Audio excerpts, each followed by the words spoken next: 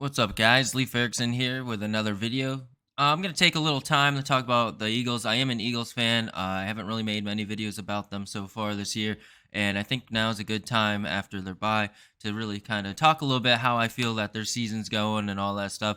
But anyways, before we get into this video, if you could just hit that subscribe button, it really does mean a lot. It does help. I see that like more than half of you have not hit the subscribe button. I'm getting closer and closer to my first 100 subscribers, so if I could hit that goal relatively soon, that'd be really awesome. You know, I put out videos every single day. If you hit that subscribe button, you'll get to see every video I put out, and I've been trying to put more and more work into each video as I go. So it really does mean a lot. I love doing this. This is really fun for me. I'm just doing this really for fun, but it would be cool to have more people in the comments to talk to and stuff while I'm making these videos, because I just love talking football. But anyways, let's get right into this video. Now, the first thing I want to talk about is the offense. I think the offense this year has been way better. Jalen Hurts has really exceeded my expectations. Last year, I'm not going to lie, I was a Jalen Hurts doubter. I didn't think he was that accurate. I didn't think that he could throw the ball very well. I didn't like him. I knew he could run, he could extend plays. He had little spurts here and there that showed like his potential, but I won't lie, I was on Twitter, I was saying, oh, he's a third string quarterback at most. I'm glad he proved me wrong because I am an Eagles fan, and he's been freaking playing lights out. He really put in the work in the offseason, you could tell, and I'm so glad that he is an Eagles quarterback now. And I'm sorry, Jalen. I'm sorry that I said that you were a third stringer. You clearly are one of the best quarterbacks in the NFL right now. And so far, he's been freaking just playing lights out, man, and it's awesome. Let's just go through his stats real quick just for fun, just to see, like, you know, what he's been doing. So he's been doing pretty good. He's got a 66.8 completion percentage. Not bad, pretty decent. That's a lot better, I think, than last year. He's already thrown 1,514 yards. He's got 6 touchdowns and only 2 interceptions. But I think both of those interceptions weren't really his fault. Anyways, yeah, his QB rating is a 98.4. So he's been playing pretty good. If you've seen any of his highlights and stuff, I'm sure I'm going to have a couple in this video. So Jalen Hurts, as you can see, has really stepped up his game from last year, and he is a big reason why, you know, the Eagles are doing well. But I think the big reason, too, that Jalen Hurts has taken that next step is because we added an amazing wide receiver to complement him, and A.J. Brown. And A.J. Brown has really, really started off hot as well. He's already got 503 yards receiving with 33 receptions, averaging 15.2 yards per catch, and he's got 2 touchdowns to go with those stats. I can see A.J. Brown, as long as he stays healthy, easily getting over 1,000 yards receiving and hopefully a few more touchdowns, but we'll see how the season goes. And Devontae Smith, you know, in his second year, has really been doing great too. Those two complement each other so well, Brown and Smith, because Devontae Smith also has 33 receptions, so they're getting the ball equal amount of times. Devontae Smith has 397 yards, 12 yards per reception, 45 long, and 2 touchdowns. So you can see those two are very, very close to each other. As the year goes on, it'll be fun to see friendly competitiveness, to see get the most yards and stuff by the end of the year, and just keep pushing each other to be better. And Dallas Goedert is right there with them with 26 receptions, 357 yards, 13.7 yards per reception. And I believe Dallas Goedert leads the NFL in yards after catch this year so far, at least for tight ends anyway. He is just so underrated. I feel like the whole receiving core of the Eagles is very underrated this year. But Dallas Goedert is the most criminally underrated player on the Eagles, in my opinion, because no one really talks about him when it comes to tight ends and stuff. You know, it's always about Kittle, Kelsey, people outside, you know, but no one ever talks about how good Goddard really is. And he's also got 1 touchdown this year too. Let's talk a little bit about the running backs. I think the running backs have been playing pretty good this year too as well. Especially Miles Sanders. I hope to God he can stay healthy, because he has been playing really, really good so far this year. He's got 485 yards already. He could easily, I think, hit 1,000 yards this year. He has 4 touchdowns. He had no touchdowns last year, which was crazy to me. It also helps, too, when you have all the RPOs and stuff, and Jalen Hurts is also has 293 yards rushing, 6 touchdowns rushing as well, on top of all of his passing stats. This Eagles defense can beat you either way. It doesn't matter. If the run's not working, they'll start throwing it.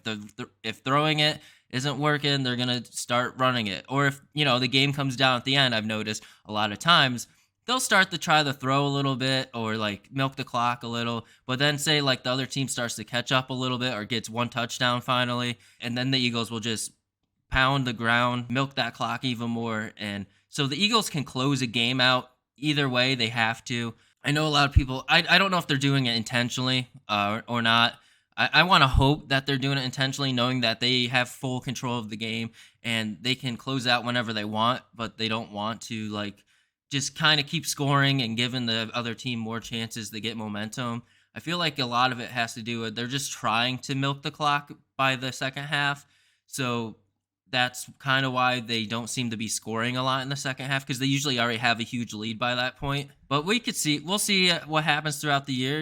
Maybe it will come back to hurt them, or maybe they'll start to just keep putting the gas on the pedal.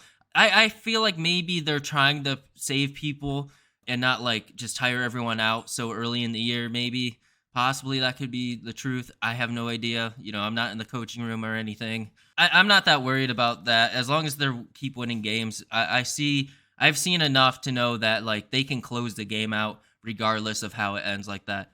Now let's go on to the defensive side. Okay, so defensively, the biggest man picking up CJ Gardner-Johnson, James Bradbury were huge, absolutely huge picks.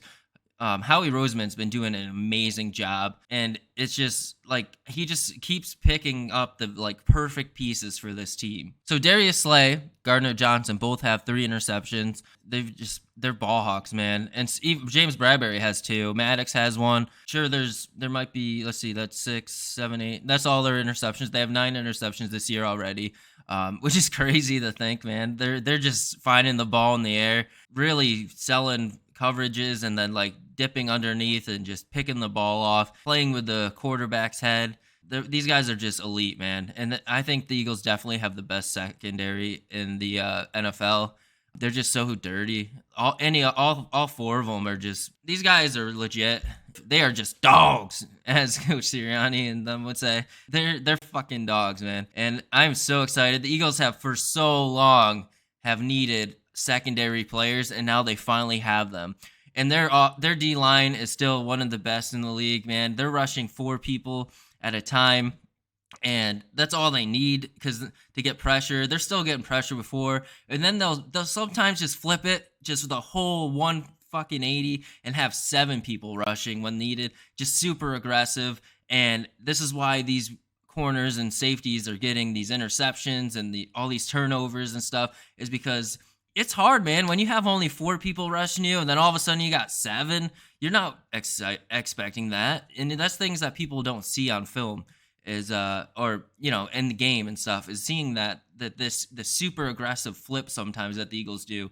And that's where a lot of their interceptions and stuff actually do come from, is that they'll be only rushing like 4 most of the game, then all of a sudden there's 7 man coming at them. The Eagles have 14 turnovers total on defense so far this year, which is the most, I believe, still. So it was like 12 for the Eagles for the difference and the turnover ratio. And then the next one was, I think, the Ravens or something that had like 5. So the Eagles are just destroying on the turnover ratio. They're not turning the ball over on offense, but they're making the other offenses turn over the ball at a high rate. They should be a top 3 defense, everyone's list. I think the Eagles defense is better than the Cowboys defense. Everyone talks about the Cowboys a lot and how good their defense is really good. I will admit the Cowboys defense is amazing, but the Eagles showed how you can easily beat the Cowboys defense. But I think the Eagles defense is actually even better than the Cowboys defense. I think the only other defense that might be as good as the Eagles is maybe like the Bills, but that's about it. We have Reddick. Reddick's another one that was a huge pickup this year.